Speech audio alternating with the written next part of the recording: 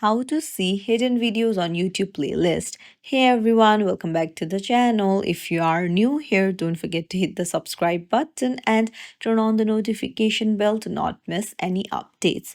Viewing hidden videos in a YouTube playlist can be tricky as they are typically set to private or restricted by the uploader.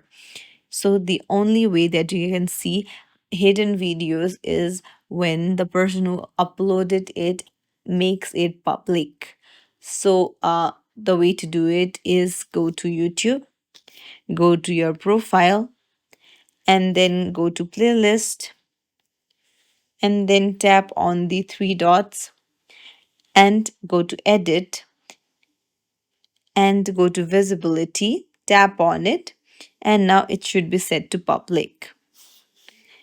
So now you'll be able to view the hidden videos. So if you found this tutorial helpful, don't forget to like the video and subscribe to our channel. Thank you for watching.